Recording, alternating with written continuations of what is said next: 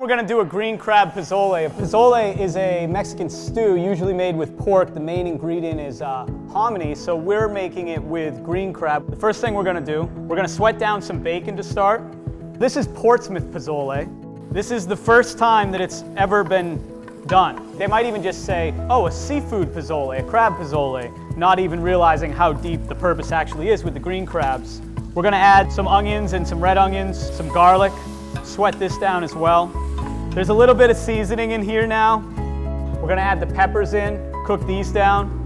Really, the hominy is the main ingredient in pozole, no matter what type or what variation. This is the important part, is the green crab stock, right?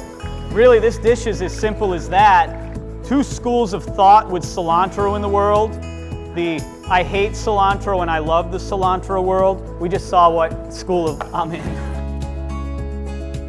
Pozole is typically garnished with shredded cabbage, minced red onion, radish, more cilantro, maybe a lime wedge or two, pea shoots. There's no way this is traditional. There's the green crab pozole.